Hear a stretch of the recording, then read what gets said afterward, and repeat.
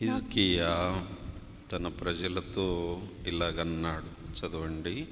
నా కుమారులారా, తనకు పరిచారకులై ఉండి ధూపము వేయుచుండుటకును తన సన్నిధిని నిలుచుటకును తనకు పరిచర్య చేయుటకును యెహోవా మిమ్మును ఏర్పరచుకొనెను గనుక మీరు అశ్రద్ధ చేయకుడి.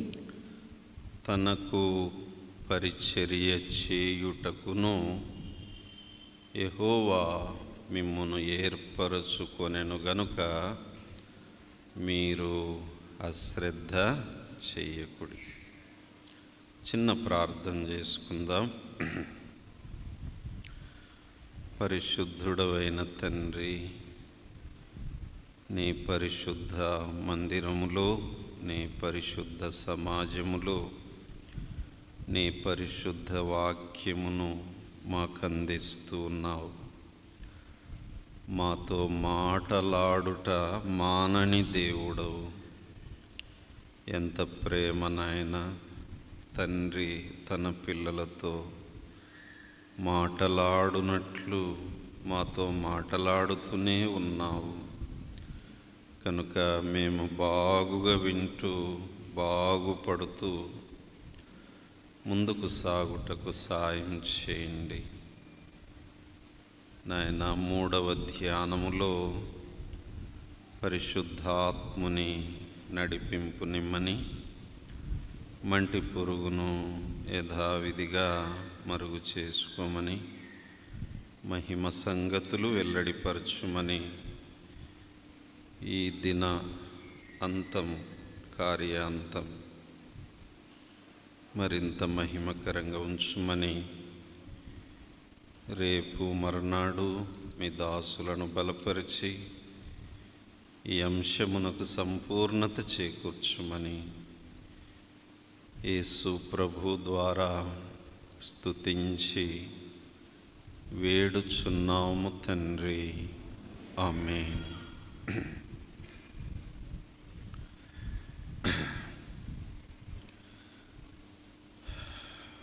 దేవునికి పరిచర్య చేయటం అది గొప్ప భాగ్యం. దాన్ని మించిన భాగ్యం మరొకటి లేదు. ఒకసారి దైవజనులు డాక్టర్ బిల్లీ గ్రాహంను అమెరికా అధ్యక్షునిగా మీరు ఎందుకు ఉండకూడదు అని అడిగితే బిల్లీ గ్రాహం గారు ప్రభువునందు అతిశయిస్తూ చెప్పిన సమాధానం, నేనిప్పుడు గొప్ప పదవిలో ఉన్నాను, ఆ పదవి విడిచి తక్కువ స్థాయి పదవిలోకి రావటం నాకు ఇష్టం లేదు. It's a great job to serve the living God. జీవము గల దేవునికి సేవకుడనై ఉండుట, సేవించుటను మించిన పదవి, ఉద్యోగము, బాధ్యత మరొకటి నాకు లేదని ఆయన సున్నితంగా తిరస్కరించారు. బిల్లీ గ్రాహం కోరుకొని ఉంటే అమెరికాకు అధ్యక్షుడు అయి ఉండేవారు. కానీ తను అది వరకే పనిచేస్తున్న గొప్ప పదవిని విడిచి రావటం ఆయనకిష్టం లేకపోయింది. ప్రియులారా, దేవుడు కూడా నిన్ను నన్ను తన పరిచర్య చేయుటకు ఏర్పరచుకున్నారు. కొంచెం మంచినీళ్ళు దండి అంటే గ్లాస్ తీసుకెళ్ళిపోయారు కానీ తిరిగి రాలేదు. అది అమ్మా ఉందా? Thank you.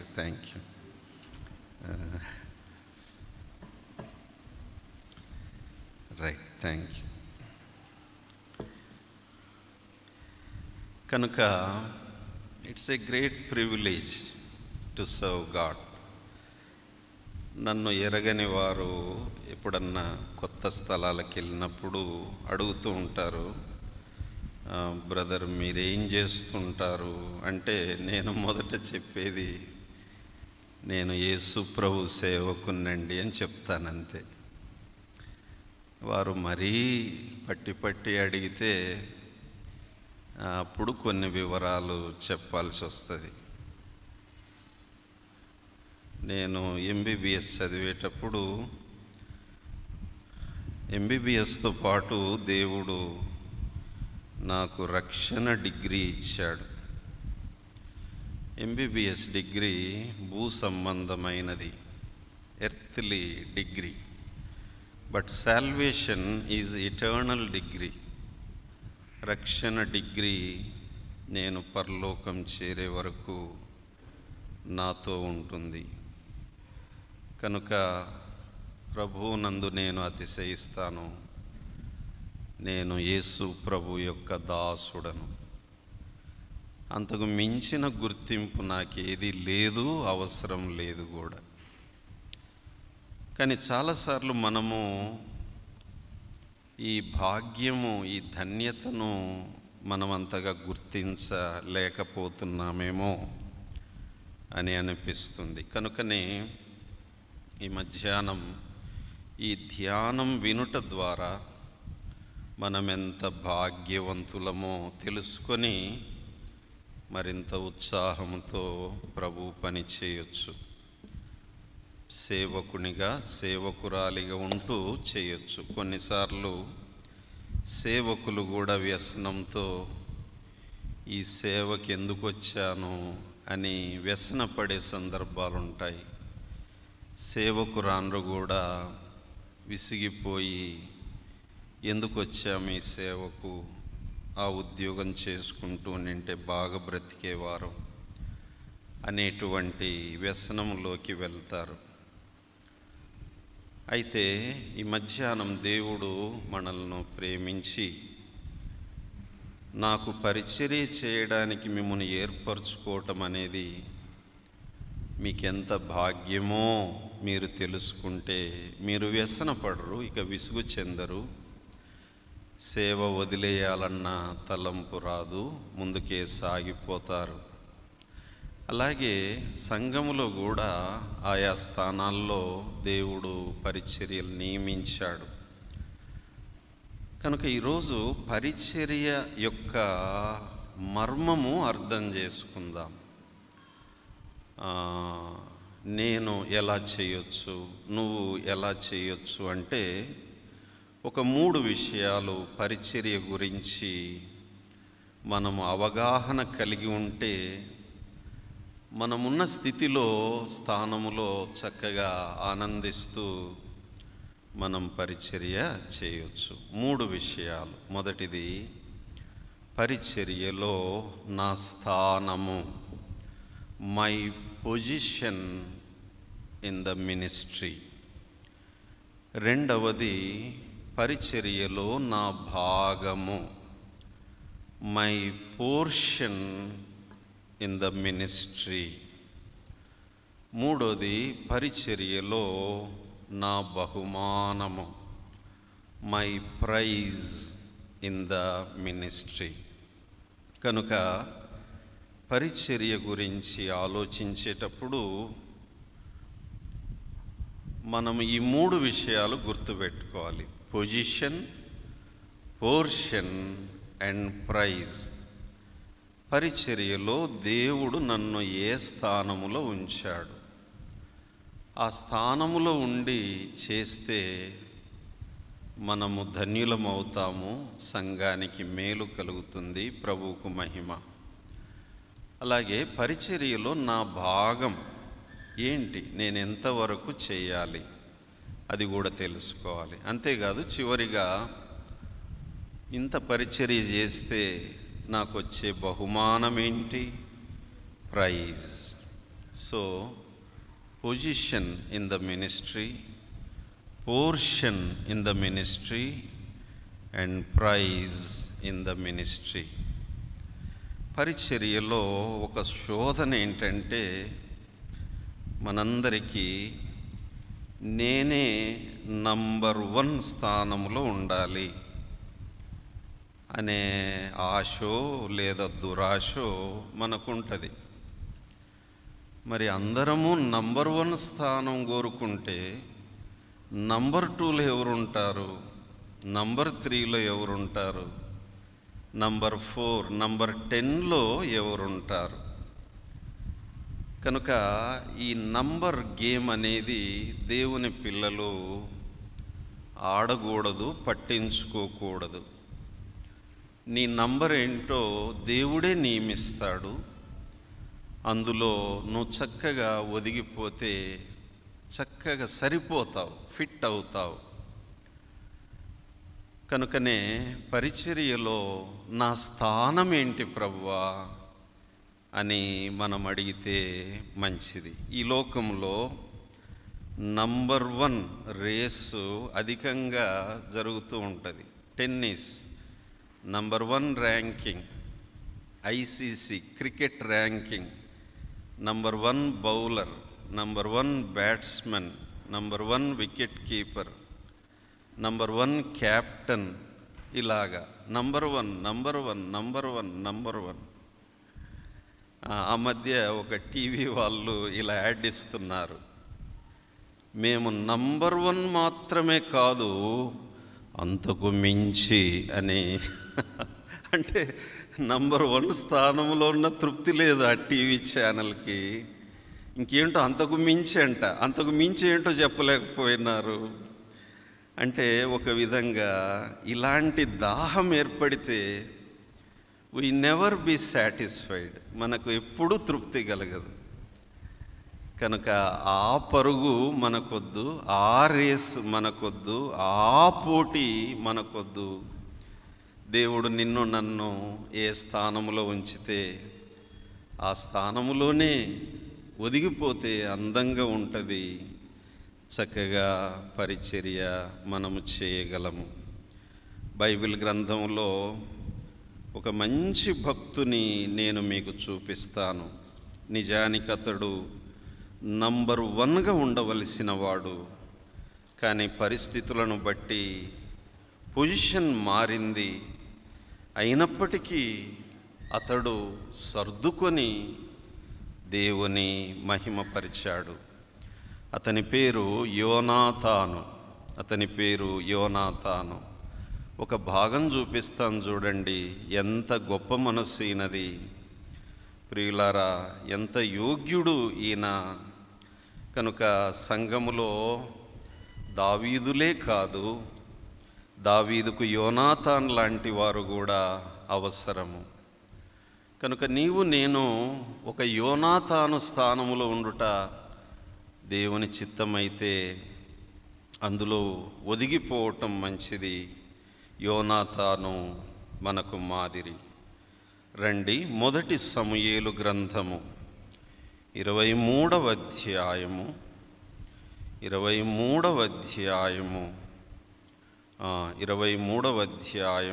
16వ వచనం నుండి చదవండి. అప్పుడు సౌలు కుమారుడైన యోనాతాను లేచి వనములోనున్న దావీదు నొద్దకు వచ్చి. ఆగండి. యోనాతాను రాజభవనములో ఉన్నాడు. దావీదు వనములో, పొలాల్లో, అరణ్యాల్లో, కొండల్లో, గుట్టల్లో తిరుగుతున్నాడు. తన స్నేహితుని కలుసుకోవడానికి రాజభవనము వదిలి వనములోకి, అడవిలోకి యోనాతాను వెతుక్కుంటూ వెళ్ళాడు. దావీదు దిక్కులేని జీవిలాగా తిరుగుతుంటే యోనాతాను రాజకుమారుడు రాజభవనము విడిచి తన స్నేహితుణ్ణి వెతుక్కుంటూ వెళ్ళాడు. యేసయ్య కూడా మనము దిక్కులేని, దిక్కుమాలిన స్థితిలో ఉండగా పరలోక మహిమను విడిచి మనల్ని వెతుక్కుంటూ యేసయ్య వచ్చాడు.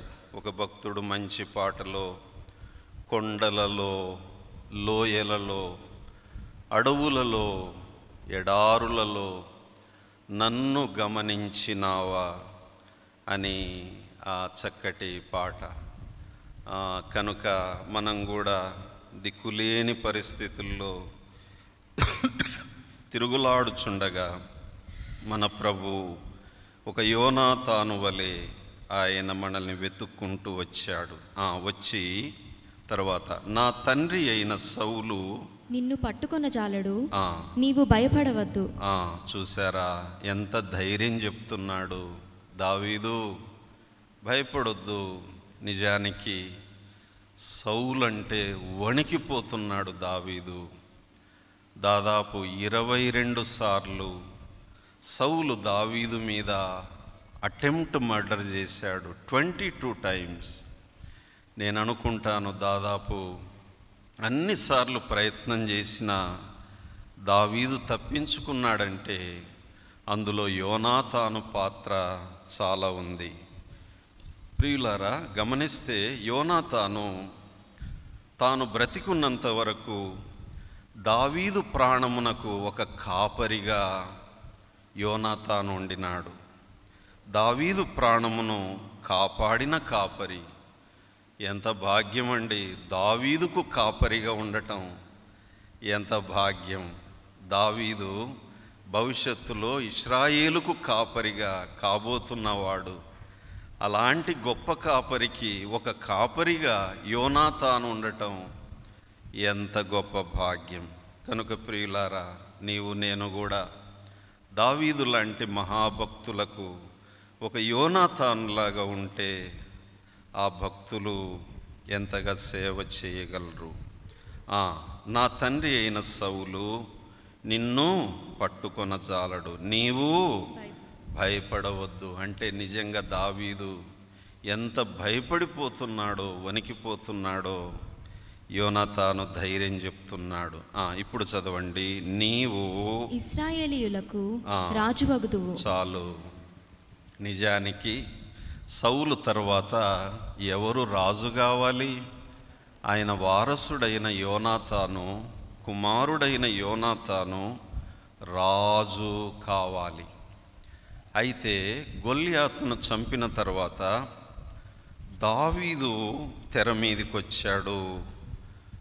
యోనాతానుకు అర్థమైపోయింది. It was a revolution to Jonathan. దేవుని ప్రత్యక్షత ఏంటంటే కాబోయే రాజు నేను కాదు, కాబోయే రాజు దావీదు. నిజానికి రాజుగా తాను ఎక్కవలసిన సింహాసనాన్ని దావీదు ఎక్కబోతున్నాడు. ఇది దేవుని సంకల్పం, దేవుని ప్రణాళిక అనుకున్నప్పుడు యోనాతాను పక్కకు జరిగిపోయాడు. ఎంత గొప్ప మనసుది, ఎంత పెద్ద మనసు అండి ఇతంది. ఒకడు పైకి వస్తుంటే ఓర్వలేనితనం, ఒకడు బాగా వాడబడుతుంటే ఓర్వలేనితనం, ఒకరు బాగా ఫలిస్తుంటే తట్టుకోలేనితనము యోనాతానులో లేదు. ఎంత గొప్ప మనస్సు, ఎంత దేవుని మనస్సు, ఎంత విశాలమైన మనస్సు. ఆహా, ప్రతి ఒక్కరికి ఒక యోనాతాను ఉంటే ఎంత ఆదరణ. అలాగే నువ్వు నేను కూడా ఒక యోనాతానులాగా మనము సంఘములో ఉంటే ఎంత క్షేమము, ఎంత క్షేమము. యోనాతానే దావీదుతో అంటున్నాడు, దావీదు నీవే కాబోయే రాజు.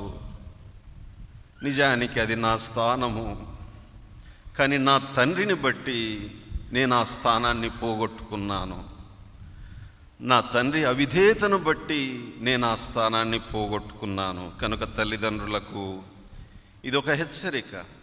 పిల్లలు మంచి భవిష్యత్తులోకి రావాలని దేవుని సంకల్పం అయితే తల్లిదండ్రులను బట్టి దేవుడు ఇక ప్రయత్నాలు విరమించుకుంటున్నాడంటే ఆ తల్లిదండ్రులు పిల్లలకి ఎంత శాపము.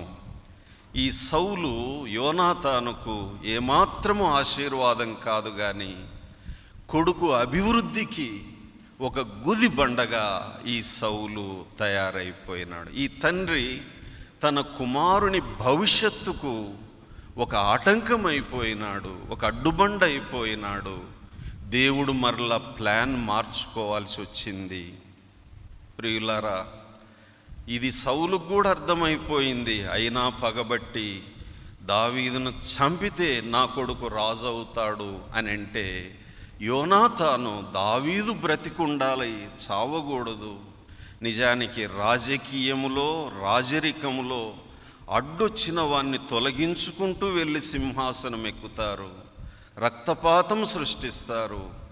కానీ యోనాతానుది ఎంత గొప్ప మనసు అండి.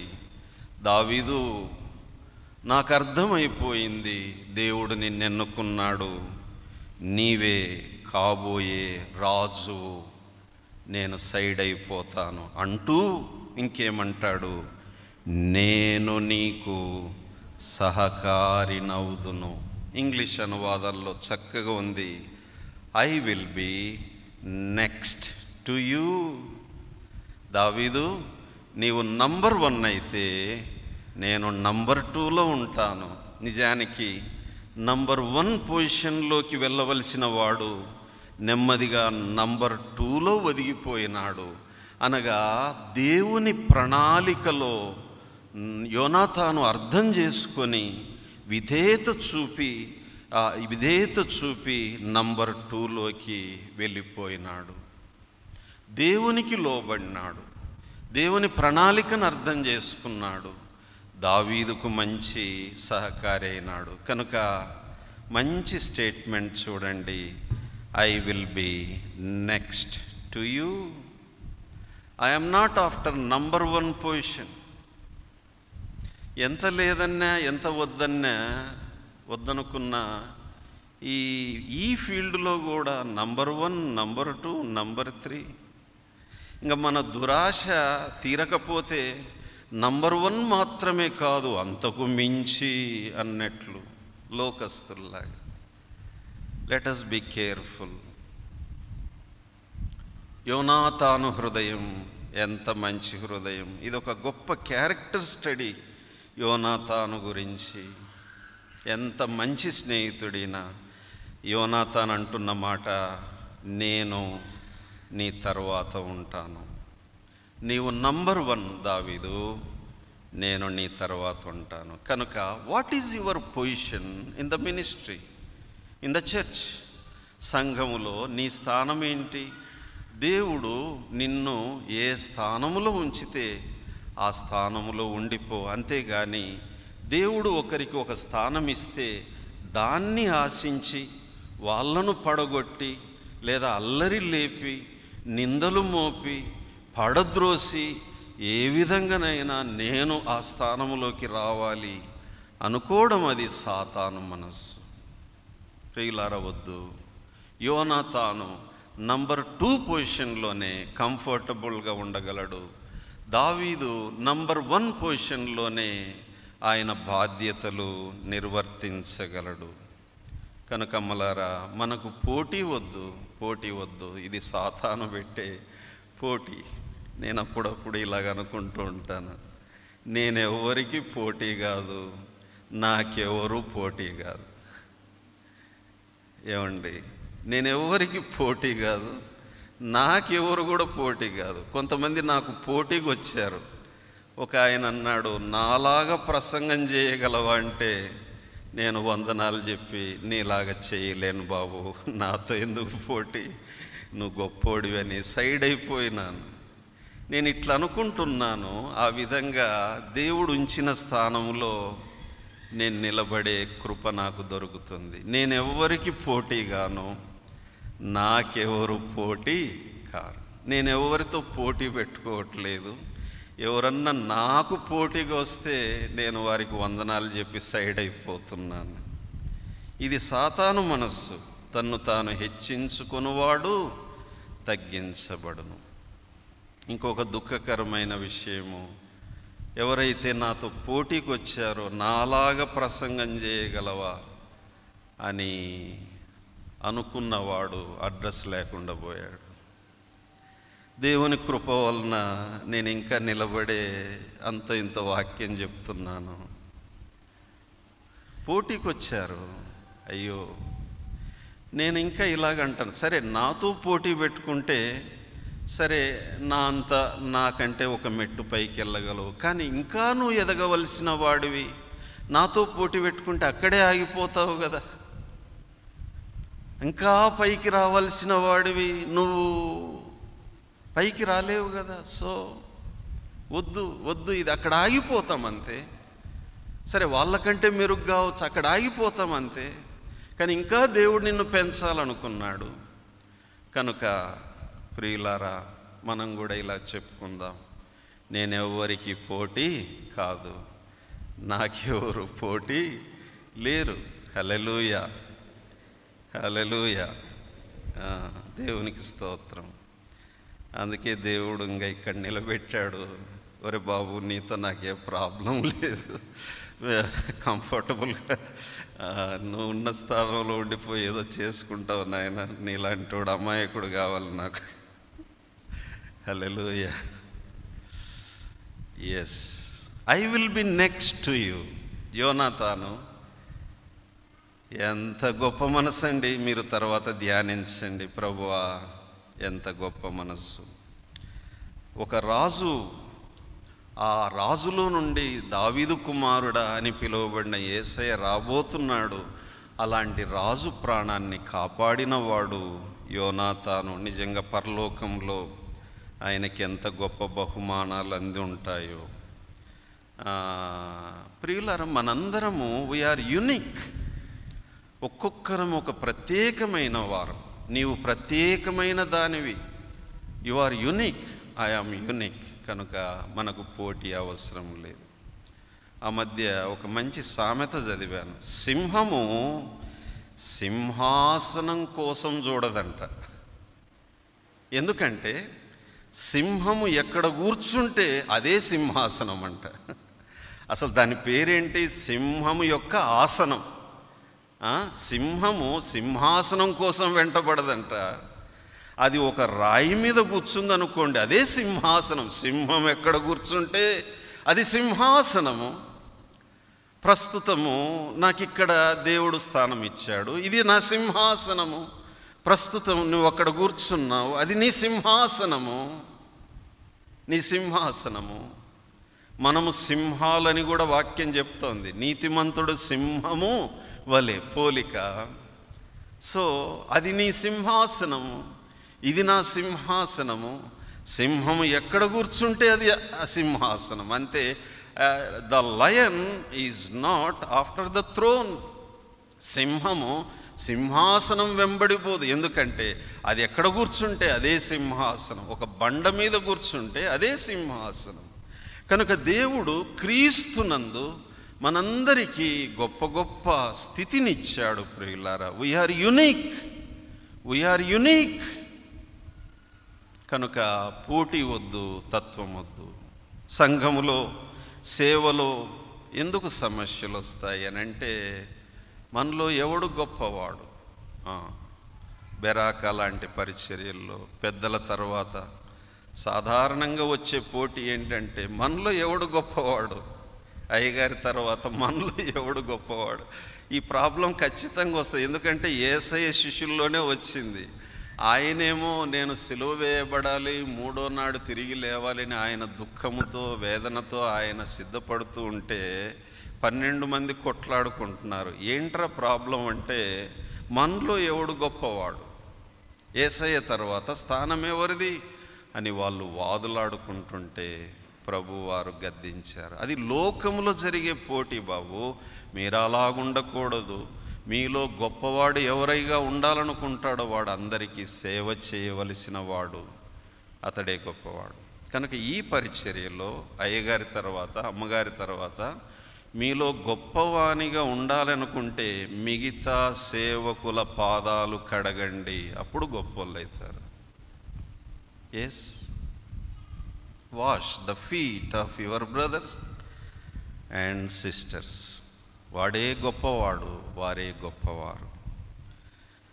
కనుక ప్రియులారా, what is my position in the ministry? నా కుమారులారా, ఆయనకు పరిచర్య చేయుటకు మిమ్మల్ని ఏర్పరచుకున్నాడు. అయితే మీ పరిచర్య మీరు చక్కగా చేయాలంటే మీరు మీ స్థానాల్లో ఒదిగి ఉండాలి. యోనాతానును మనం మాదిరిగా పెట్టుకుందాం ప్రియులారా. David, I will be next to you.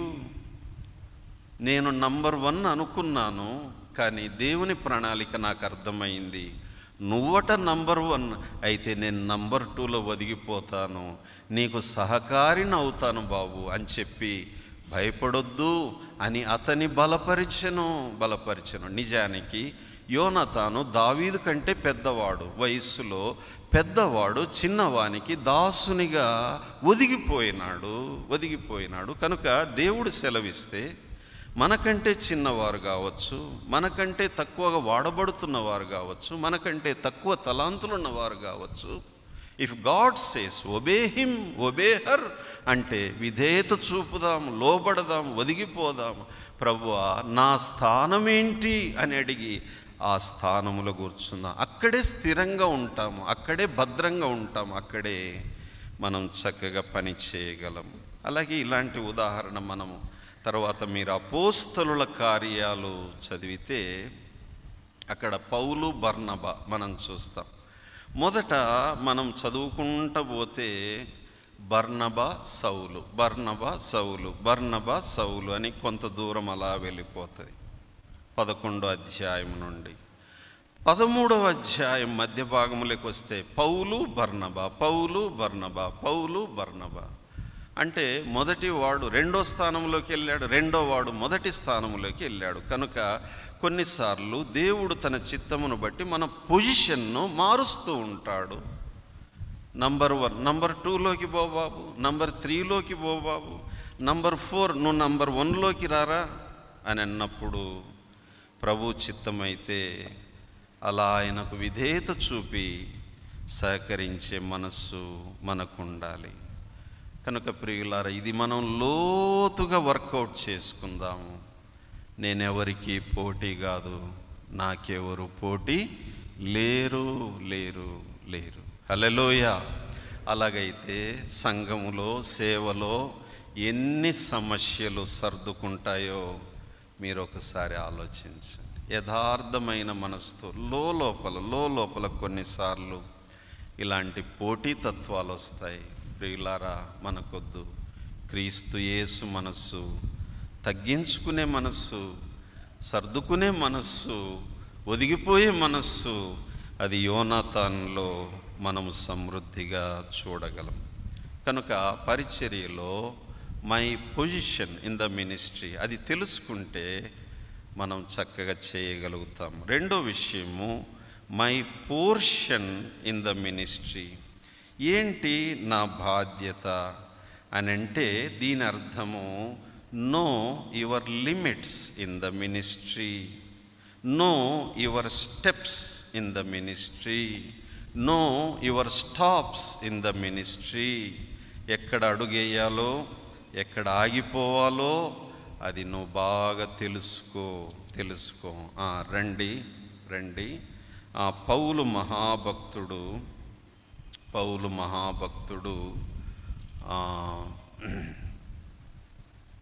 పౌలు మహాభక్తుడు ఆయన తన పొలిమేరలు, తన లిమిట్స్ ఆయన జాగ్రత్తగా అర్థం చేసుకొని నడిచినటువంటి వాడు. ఒకసారి చూద్దాము.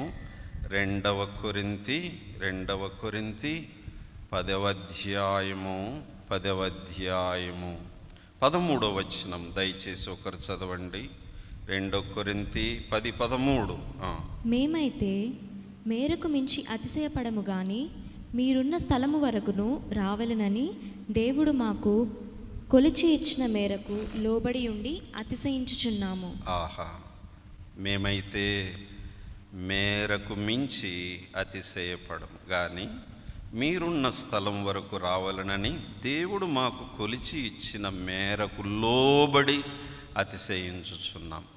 మేము క్రీస్తు సువార్త ప్రకటించుచు మీ వరకును వచ్చి ఉంటిమి గనుక మీ యొద్దకు రానివారమైనట్టు మేము మా మేర దాటి వెళ్ళుచున్నవారము కాము. I know my limits, I know my steps, I know my stops. నేను ఎక్కడ ఆగాలో అక్కడికి ఆగుతాను, ఎంతవరకు అడుగేయాలో అంతవరకు వేస్తాను, ఎంతవరకు పని చేయాలో అంతవరకు నేను చేస్తాను.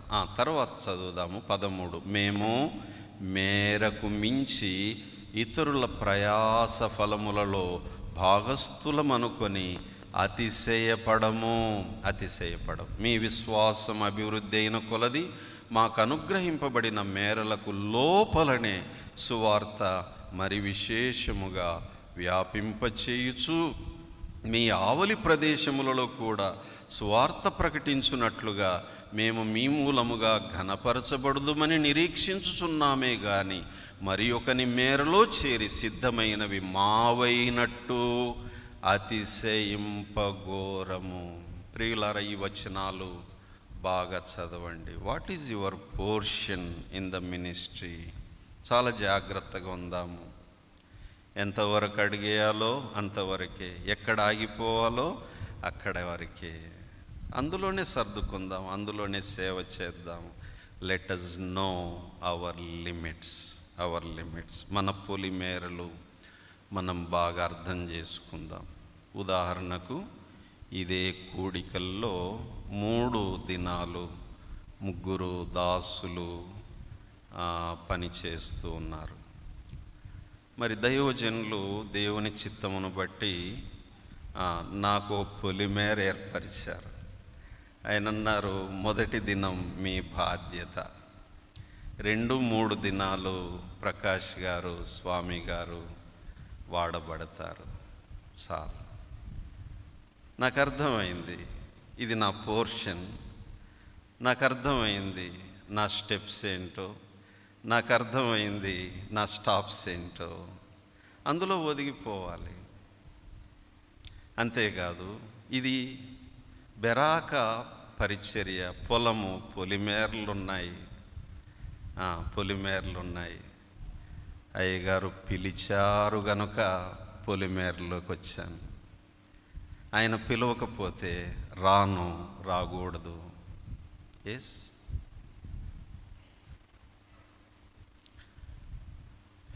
ఇది నేను అందరం బాగా అర్థం చేసుకుందాం.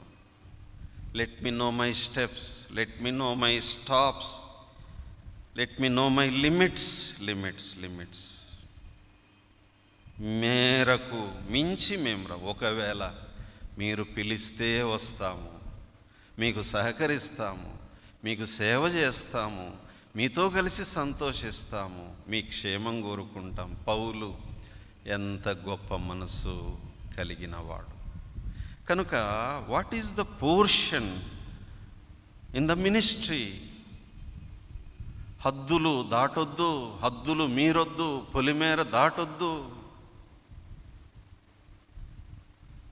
ఒకవేళ ఒకరికొకరం ఆహ్వానించుకొని, ప్రేమించుకొని, గౌరవించుకొని, అయ్యా రండి సాయం చేయండి అంటే వెళ్ళి సాయం చేద్దాం. అవసరం లేదంటే ఊరుకొందాం. మరి మనం మొదటి ధోని అనుభవంలో చూస్తాము. రాత్రంతా చేపలు పట్టలేదు వారు. తెల్లవారిన తర్వాత ప్రభు ఆజ్ఞను బట్టి వల వేస్తే విస్తారంగా చేపలు పట్టారు. ఇక వారి చేత కాలేదు.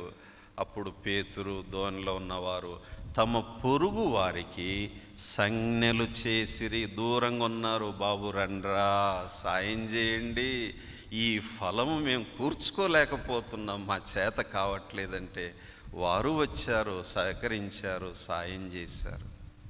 ఎంత కోఆర్డినేషన్ ఉందో చూడండి, ఎంత సహకారం ఉందో చూడండి. కనుక మనము మన పొలిమేరలు మనము గ్రహిస్తూనే, పాటిస్తూనే, హద్దుల్లో ఉంటూనే ఒకరికొకరం సహాయం చేసుకోవచ్చు, సహకరించుకోవచ్చు.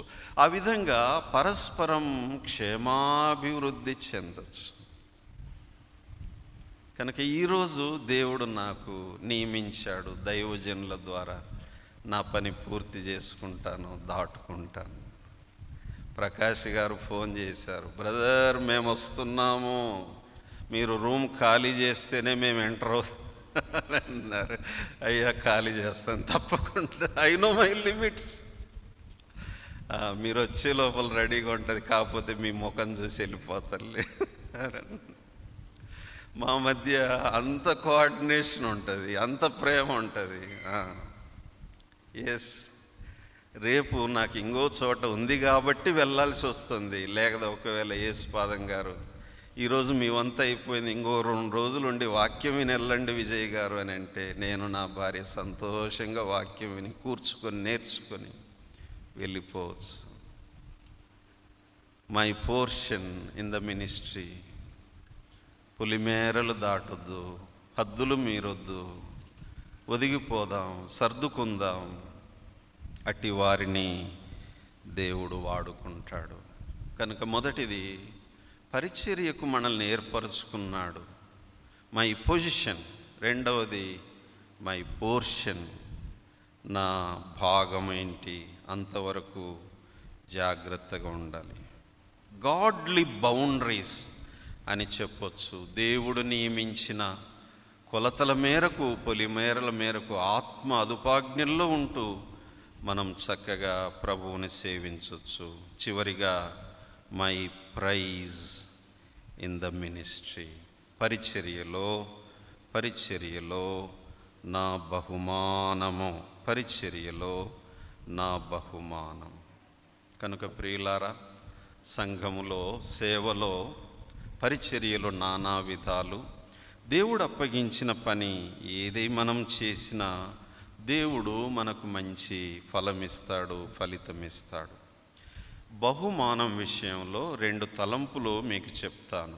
దేవుడు ఆయన పనిలో మనం సాగితే 2 రకాల బహుమానాలు ఉన్నాయి. మొదటిది ఎర్త్లీ ప్రైజెస్, రెండోది ఇటర్నల్ ప్రైజెస్.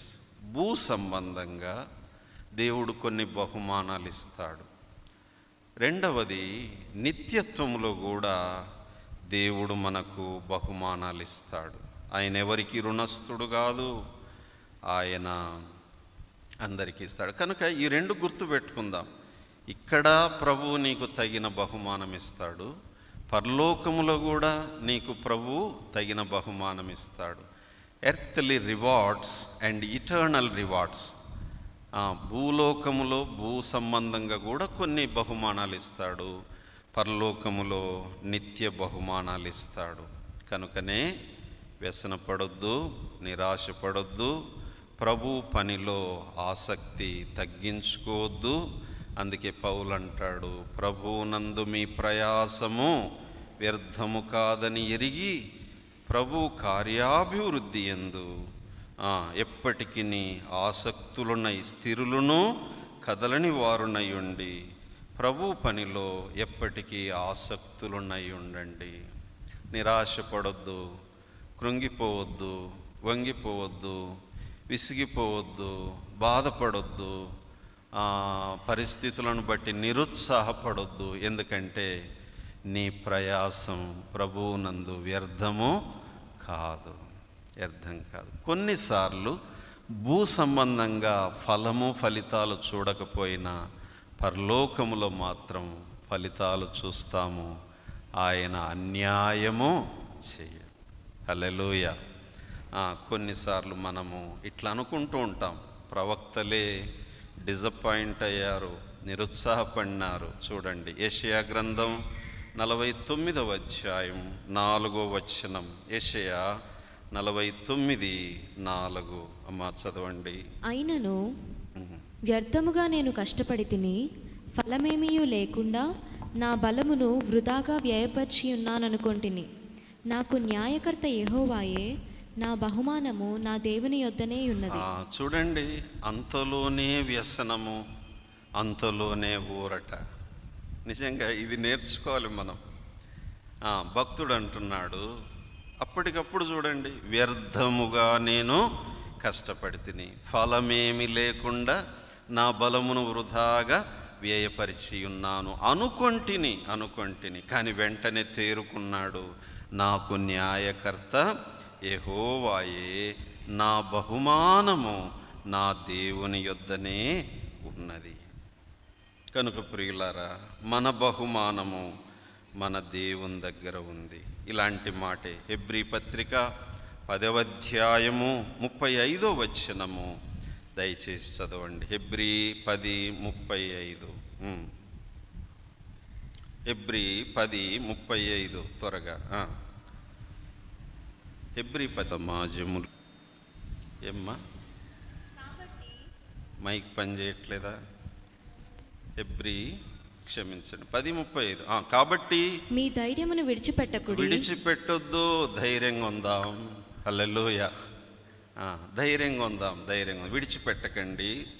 దానికి ప్రతిఫలముగా గొప్ప బహుమానం కలుగును. Great reward. ఎంత గొప్ప బహుమానం అండి. ధైర్యం విడిచిపెట్టొద్దు, నిరాశపడొద్దు, వ్యసనపడొద్దు. వ్యర్థంగా కష్టపడుతున్నాను, వృధా అయిపోయింది కాలం అనుకోవద్దు. గొప్ప బహుమానము దానికి ఉంది. అయితే ఈ సందర్భంగా ఒక మాట చెప్తాను ప్రియులారా. మనకు బహుమానాలు ఇచ్చే ఆయన ఎవరండి? మామూలు ఆయన? అబ్బో, యేసన్న గారు పాట రాస్తారు, సర్వలోకానికే చక్రవర్తివి నీవే యేసయ్యా. ఈ విశ్వమంతటికి అధికారి, షావుకారి, మహారాజు. అందుకే మనం ఎస్తేరు గ్రంథంలో తర్వాత మీరు చదవండి, రాజుకు తగినట్లుగా. అంటే ఒక రాజు బహుమానాలు ఇచ్చేటప్పుడు ఎట్లిస్తాడండి?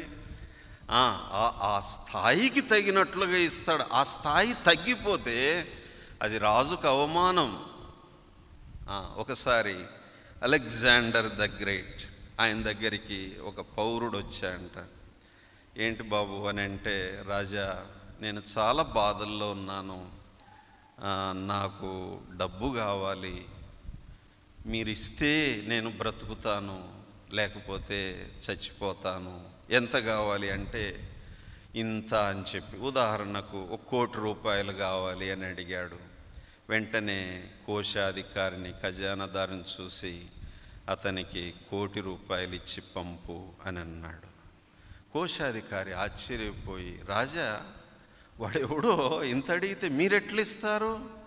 ఏదో భిక్షములాగా కొంత వేసి పంపండి, ఇట్లా ఎందుకు ఇస్తారు అని అడిగితే అలెగ్జాండర్ అన్నా అంట, ఎవరిని అడిగాడో తెలుసా? చక్రవర్తిని అడిగాడు. చక్రవర్తికి తగినట్టుగా ఉండాలి ఇచ్చేది. So grant him the amount he asked for. అక్కడ అలెగ్జాండర్ ఏంటంటే ఎవరిని అడిగాడు? చక్రవర్తిని వచ్చి అడిగాడు. రేపు అతను వెళ్ళి చక్రవర్తి ఏమి ఇచ్చాడయ్యా అంటే, ఇచ్చాడులే 10 రూపాయలు భిక్ష వేశాడు అంటే, నా మర్యాద ఏం కావాలి? నా ఘనత ఏం కావాలి? సరే రేపు వెళ్ళి అడుగుతారు, రాజు దగ్గరికి వెళ్ళావు ఏమిచ్చాడంటే వాడు చెప్పుకుంటాడు, చక్రవర్తి తన స్థాయికి తగినట్లుగా నాకు ఇచ్చాడు, నా అవసరాలు తీరుతాయి, ఇక నేను చావాల్సిన పని లేదు, బ్రతికినంత కాలం నేను రాజుకు కృతజ్ఞత కలిగి బ్రతుకుతానని చెప్పుకుంటాడు. Alexander the great. లోకరీతిగా చెప్పుకోవాలంటే అధికారములోనే గ్రేట్ కాదు, కానీ అలెగ్జాండర్ మనస్తత్వంలో కూడా ద గ్రేట్ పర్సనాలిటీ చరిత్రలో. అలెగ్జాండర్ అన్న మాట చూడండి, ఒక రాజుకు తగినట్లుగా ఇవ్వాలి నేను. మన రాజు, మన యేసురాజు అలెగ్జాండర్ కంటే 1 కోటి రెట్లు గొప్పవాడు మన రాజు. ఆయన ఇచ్చే బహుమానాలు అంత చీప్గా ఉంటాయా అండి? అంత తక్కువగా ఉంటాయా? ఒక్కసారి మనం ఊహించుకుంటే రాజుకు తగినట్టుగా ఆయన మనకు బహుమానాలు ఇవ్వబోతున్నాడు ఊహించుకుంటే. అందుకే ఆ యేసన్న గారే ఇంకొక పాట, ఎవరు సమీపింపరాని తేజస్సులని పాట, ఇహలోక బంధాలు మరచి నీ ఎదుటే నేను నిలిచి నీవిచ్చు బహుమతులు నే స్వీకరించు వేళ నిత్యానందముతో పరవశించు ఆ శుభవేళ నీవిచ్చు బహుమతులు నే స్వీకరించి. భక్తుడు ఆ బహుమతులు ఏంటో చూశాడు, అంతే, పరవశించి పాట రాశాడు, పరవశించి పాడు. నీవిచ్చు బహుమతులు నే స్వీకరించి నిత్యానందముతో పరవశించు వేళ ఏమౌదునో నేనేమో. అంటే ఆ బహుమానాలు పొందేటప్పుడు పరవశం. రాజు తనకు తగినట్టుగా ఇస్తాడు తన కొరకు ప్రయాసపడిన బిడ్డలకు. కనుక ప్రియులారా, great rewards are waiting for us. గొప్ప బహుమానాలు మన కోసం ఎదురు చూస్తున్నాయి. నిరాశపడవద్దు, కృంగిపోవద్దు, నలిగిపోవద్దు, వంగిపోవద్దు, వ్యసనపడవద్దు. ఓపిక పట్టుకో, ధైర్యం విడిచిపెట్టొద్దు. అందుకు ప్రతిఫలంగా గొప్ప బహుమానం మనం పొందబోతున్నాం. హల్లెలూయా. నమ్మిన వారు హల్లెలూయా చెప్పండి. హల్లెలూయా, హల్లెలూయా. దేవునికి స్తోత్రం. కనుక మన దేవుడు ఆ రోజు భలా నమ్మకమైన మంచి దాసుడు, నీవి కొంచెములో నమ్మకంగా ఉంటివి, నిన్న అనేకమైన వాటి మీద నేను నియమిస్తాను. అవి ఊహించలేము, పొందినప్పుడు పరవశించాల్సిందే. కనుక నా కుమారులారా, తనకు పరిచర్య చేయుటకు దేవుడు మిమ్మల్ని ఏర్పరచుకున్నాడు. అశ్రద్ధ చేయొద్దు. పరిచర్య చేసేవారు ఈ 3 విషయాలు మనం గుర్తుపెట్టుకుందాం. మై పొజిషన్, నా స్థానము. మై పోర్షన్, నా భాగము. మై ప్రైజ్, నా బహుమానం. ఈ 3 గుర్తుపెట్టుకొని దేవుడు మనకిచ్చిన బాధ్యతలు సంఘములో యోనాతాన్లాగా ఒదిగిపోదాం, పౌలులాగా హద్దుల్లో ఉందాము, మంచి బహుమానాలు తగిన సమయమందు పొందుదాం. చివరిగా ఒక హెచ్చరిక. ఇంత విన్న తర్వాత మనము నిర్లక్ష్యంగా ఉంటే పరిచర్యను పోగొట్టుకునే ప్రమాదం ఉంది. పరిచర్యలో పొందే బహుమానాలు పోగొట్టుకునే ప్రమాదం ఉంది. ఒక్క వ్యక్తిని చివరిగా హెచ్చరికగా తీసుకుందాం. అతని పేరు ఇస్కరియోతు యూదా. రండి, అపోస్తలుల కార్యములు 1వ అధ్యాయము 17వ వచనం చదవండి దయచేసి. అతడు మనలో ఒకడుగా ఎంచబడిన వాడై ఈ పరిచర్యలో పాలు పొందెను. చూడండి యూదా గురించి. అతడు మనలో ఒకడుగా ఎంచబడిన వాడై ఈ పరిచర్యలో పాలు పొందెను. కానీ ఏం జరిగింది? ఇప్పుడు రండి 25వ వచనం. తన చోటికి పోవుటకు యూదా తప్పిపోయి పోగొట్టుకొనిన ఈ పరిచర్యలో పాలు పొందాడు. తర్వాత ఏం జరిగింది? పరిచర్యను పోగొట్టు. కనుక మనందరికీ ప్రమాదం ఉంది ప్రియులారా. పరిచర్య పొందాము, చేస్తున్నాము, పాలు పొందుతున్నాము, పోగొట్టుకునే ప్రమాదం ఉంది. ఇస్కరియోతు యూదా పోగొట్టుకొని ఎక్కడికి పోయినాడు? తన చోటికి తప్పిపోయాడు. తన చోటు, దేవుని చోటుకు కాదు పోయింది, తన చోటుకు పోయినాడు. యేసయ్య తన శిష్యులతో అన్నాడు, నేను మీకు స్థలము సిద్ధపరచ వెళుతున్నాను, నేనుండు స్థలములో మీరుండాలని మరలా వచ్చి నేను మిమ్మల్ని తీసుకుపోతానని చెప్పాడు. ఇది యూదా విన్నాడు, కానీ వాడు వాటిని లక్ష్య పెట్టలేదు.